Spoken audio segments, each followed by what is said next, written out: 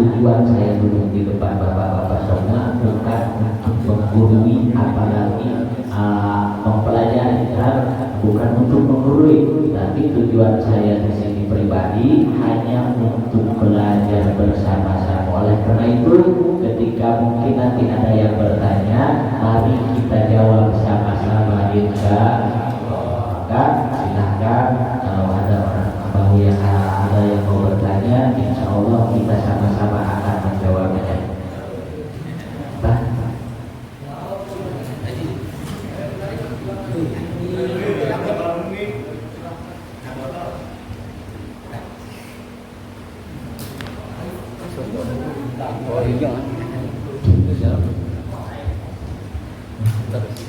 Ayo siapa yang mau bertanya?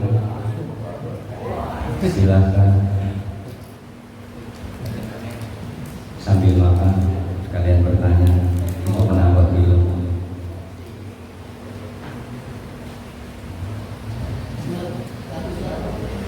Maaf Pak.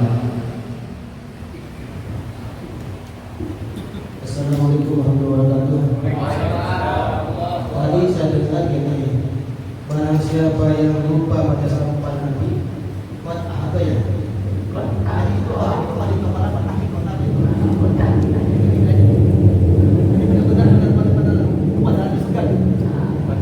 Bukan nasia, bukan lupa tidak membaca, tetapi tadi juga diterangkan yang benar-benar tidak ingin membaca salawat sebur, masih sebur, mesti kita baca salawat mereka ya. Daripada budak karena alat mati Pak. Soalnya budak karena alat mati seperti mendalami. Nah, karena alat seperti mendalami. Cuman yang jelas surah guru itu ada pakar atau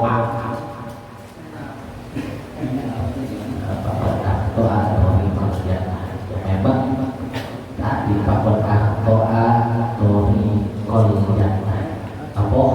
males. Atau akhirnya bisa dibilang lupa, bisa dibilang males untuk menuju jalan surga.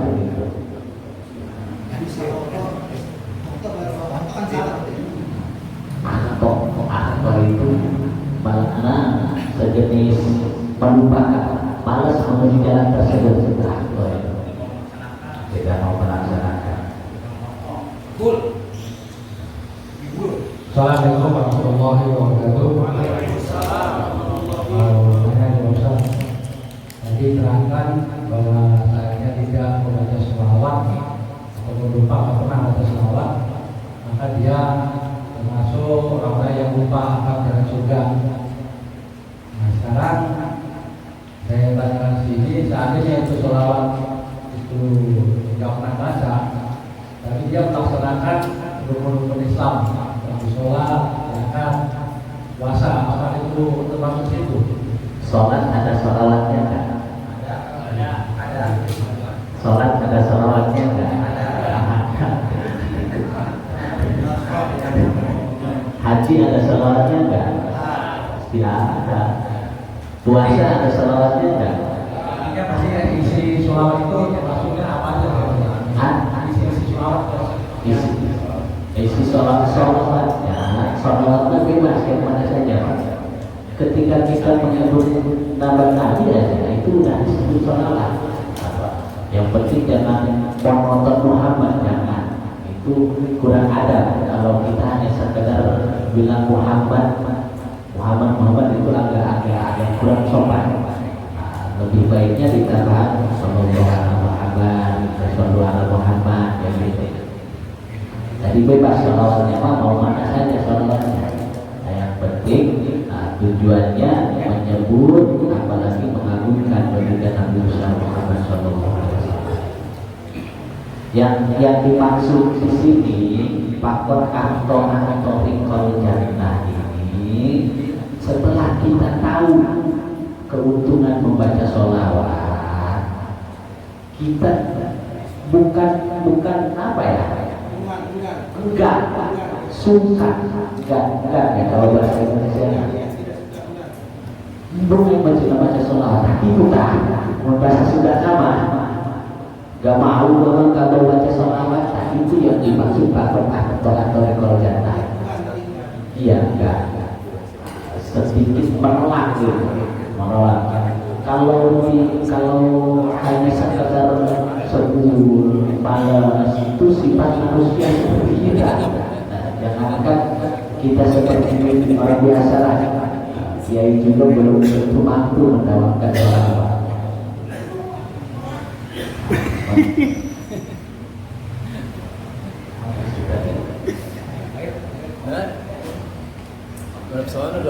Arodat Nabi Sallallahu Alaihi Wasallam binisyati tarki amdan. Nah, bahasanya ada di tengah. Arodat Nabi Sallallahu Alaihi Wasallam binisyati tarki amdan. Baidaka dari yang tahu torikal jannah kanal musolli alaihi salikan ilal jannah. Yang artinya kesimpulan dari hadis tadi binisyati tarki amdan, sengaja meninggalkan, enggan membaca sholawat, maka kan dari yang torikal jannah, orang tersebut malas untuk menuju jalan surga. Berarti ka'adal musolli alaihi salikan ilal jannah, dikarenakan bagi orang yang enggan membaca sholawat di seributnya atau torikal jannah, lupa akan jalan surga, tidak mau menuju jalan surga, sehingga katakan Nabi ka'adal musolli, bagi orang yang mau yang rutin membaca sholawat salikan ilal jannah, orang itu sedang menuju jalan surga. Jelas? Kurang lebih begitu.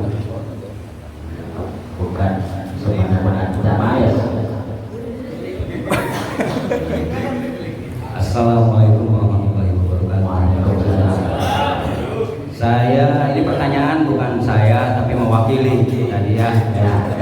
Katanya malu katanya.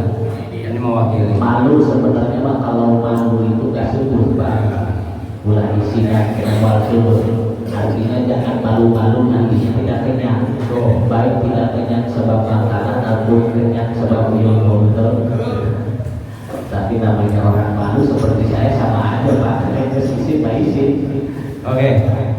Ini saya mewakili ya, bukan pertanyaan saya. Takutnya jatuhnya jinah ke saya. Ya, pertanyaannya gini Ustaz. Tadi Ustaz bilang jangan menyebut asmaullah bismillahirrahmanirrahim di kamar mandi. Nah, gimana kalau misalkan mandi junub mandi junub kan untuk di kamar mandi, kan otomatis ada bacaan bismillahirrahmanirrahim. Makanya saya bilang tadi, bukan pertanyaan saya, takutnya saya nanti bilang Cina. Karena saya nggak punya siapa-siapa kan. Ya itu aja pertanyaannya Ustaz. Jadi ya bisa dijelaskan supaya semua tahu. Hah? Ya, mohon penjelasannya Ustaz. Assalamualaikum warahmatullahi wabarakatuh. Lupa dari kita membawa istisnanya, ilahnya. Bagaimana hukumnya membaca bismillah saat kita ingin melaksanakan mandi wajib ataupun berwudu, sedangkan berada posisinya di dalam kamar mandi. Bagaimana? Apakah kita membaca saja atau jangan? Kalau bagian untuk itu, karena itu masyarakat ingin melaksanakan ibadah, bahkan dianjurkan ketika ingin mandi, apalagi mandi wajib, kita disunahkan untuk membaca bismillah benas-benas. Kalau bisa di hati saja. Nah, gitu. Kalau dia baca di kamar mandi buang air itu tidak boleh. Lagi buang air, lagi nganggur gitu. Lagi di kloset itu yang tidak boleh. Nah, kalau hanya sekedar mandi karena memang disunahkan untuk baca bismillah. Itu. Kalau memang tidak ada kepentingan di kamar mandi, itu tidak boleh. Ataupun kurang adab kalau kita baca bismillah. Tetapi kalau ada kepentingan, apalagi seperti ibadah yang disunahkan, diwajibkan bahkan seperti mandi wajib, berwudu, itu sunnah. Itu sunnah. Yang penting yang penting tahu waktu aja. Kurang lebih begitu. Itu baji. Itu ya pertanyaannya. Seperti membaca bukan bismillah saja Pak, termasuk kita baca doa. Bismillahirrahmanirrahim, bismillahirrahmanirrahim. Semuanya terkonek. Allahumma inni a'udzubika min al-khubuthi wal khaba'ith. Itu kan Allahumma kan menyebut nama Allah. Nah, itu baca saja sama kita. Karena memang itu sudah dianjurkan. Bukan kebubu asuk gitu. Kalau kamar mandi kalau satu wiridan jadinya itu Pak yang sudah dianjurkan itu boleh saja. Oke, siapa lagi? Oke.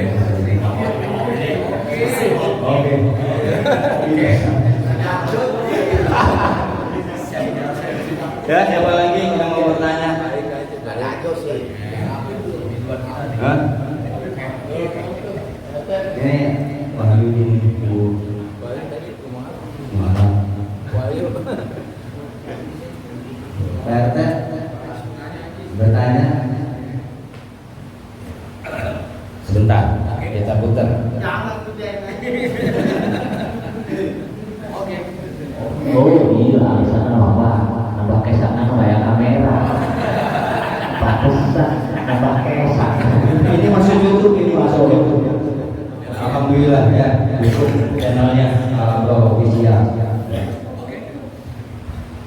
Pantas berkeringat, ada kamera ternyata. Assalamualaikum warahmatullahi wabarakatuh. Waalaikumsalam. Saya bertanya, itu sholawat di hari Jumat sama di hari biasa, apakah hari Jumat itu berbeda? Sekian dan terima kasih. Assalamualaikum warahmatullahi wabarakatuh. Membaca sholawat di hari biasa dan di hari Jumat apakah sama keutamaannya? Kayak gitu. Sama-sama saja, cuma memang di hari Jumat ini yang lebih baik, yang lebih utama, yang artinya hari Jumat ini kan termasuk Sayyidul Ayyam, gustinya, rajanya hari. Artinya membaca sholawat di hari-hari biasa itu bagus, di hari Senin bagus, Selasa, Rabu, Kamis bagus. Tetapi membaca sholawat di hari Jumat itu jauh lebih bagus. Kita berbakti kepada orang, berbakti kepada tetangga kita, saudara-saudara kita itu bagus. Tetapi berbakti kepada orang tua itu jauh lebih bagus. Jadi pahalanya lebih ditingkatkan kalau di hari Jumat. Begitu seperti kemarin waktu kita memasuki bulan Muharram, kita membahas bahwasanya di bulan Muharram itu salah satu bulan yang sangat dicintai oleh Allah Subhanahu Wa Taala. Betul? Ketika kita memperbanyak ibadah amaliyah di bulan-bulan biasa, di hari-hari biasa itu bagus. Tetapi ketika kita melaksanakan ibadah di awal 10 hari bulan Muharram itu jauh lebih bagus. Jadi dilipat gandakan pahalanya. Kurang lebih begitu.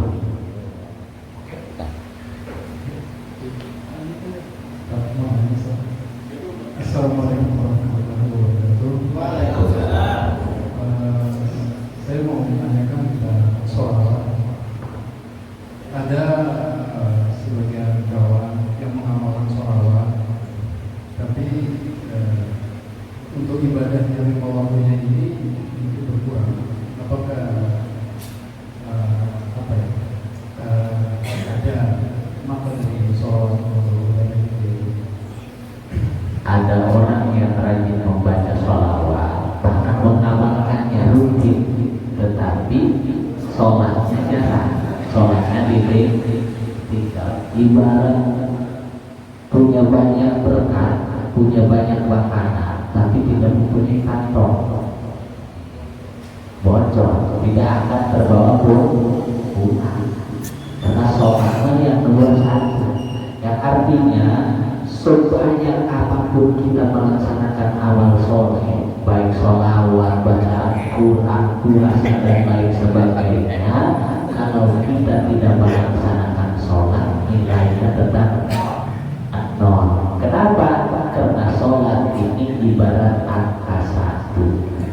Kalau kita sudah mempunyai angka 1, ibadah yang lain ini ibarat angka 0. Ditambah dengan amalan sholawat, tambah 0 jadi 10, ditambah lagi dengan amalan yang lainnya, tambah lagi 0 jadi 100, tambah lagi 0 jadi 1.000.000 dan seterusnya. Semakin banyak 0, semakin banyak bilang banyak hitungan, karena awalnya sudah punya satu, sudah punya sholat. Tapi kalau kita tidak mempunyai angka 1, artinya tidak melaksanakan sholat, tambah amalan apa? Amalan sholawat 0, amalan lain lagi 0 lagi 0 lagi, ditulis 0 sebanyak apapun apa akan 0. Jadi percuma, tidak akan terhitung, tidak akan jatuh pidana, tetap 0 aja gitu. Tapi itu punya dia kebaikan membaca sholawat, punya, tapi ya percuma dari itu buat apa kalau tidak melaksanakan sholat. Oleh karena itu sholat ini adalah kewajiban yang paling utama bagi kita, bahkan termasuk rukun Islam. Rukun Islam artinya kalau memang kita ingin diakui umat Islam, maka kita harus melaksanakan yang 5 ini: syahadat, sholat, zakat, puasa.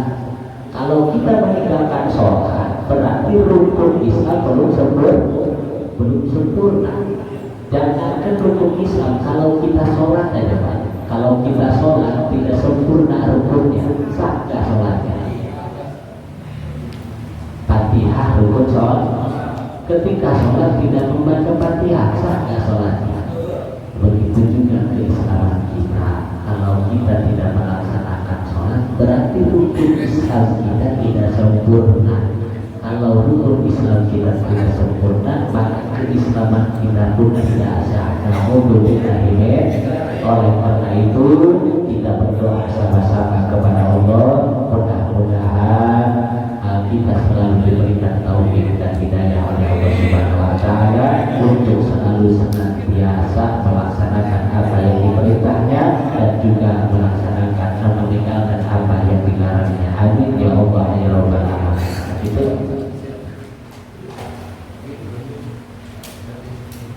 udah cukup. Ada lagi? Oh, ada yang mau nanya lagi? Doakan kangen ya. Aduh nih. Kangen ya. Pertanyaannya. Ya, YouTube masalah nih Ustaz. Sholat apa yang untuk usaha? Sholat apa yang untuk usaha? Sholawat apa yang untuk usaha?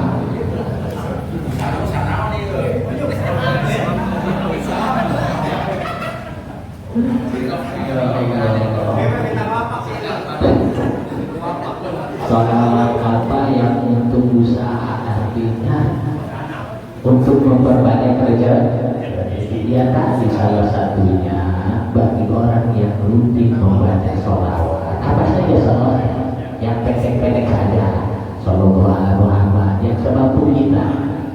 Gak harus sholawat khusus Pak, gak harus sholawat khusus sebenarnya. Gak harus namun bahasa santri mengijajah, ijazah kiai amalan khusus yang usaha yang kanabikan Aisyah bersama teguh cukup kurang amal terbaik terlebih ke insya Allah kalau kita menjawabkan satu hari satu malam 500 hari nah ini jaminan tadi ke Rasul kita akan terbebas fakir di dunia fakir di dunia berarti orang suci tandana usaha orang lancar kerusahaan lancar atau anak perempuan usaha anak kewajiban lancar itu memperbanyak bacaan salawat atau teraya khusus yang penting kita awalnya untuk apa kita mempunyai amalan khusus kalau tidak mampu mendawakan memang lebih baiknya ada amalan khusus apalagi kalau dijajahkan dengan guru itu yang lebih baik tapi sadar diri kita apa orang sibuk pagi keluar kerja betul pulang lalu bersawak kayak guru dan kota majikan tekatur ngawi betul baca salawat belakang tapi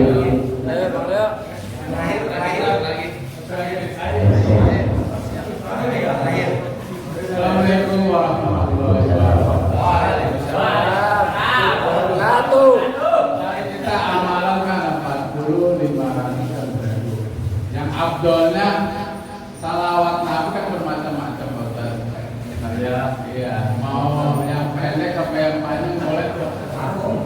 Yang sekiranya kita mampu mendawakannya itu yang lebih baik. Yang lebih abdol.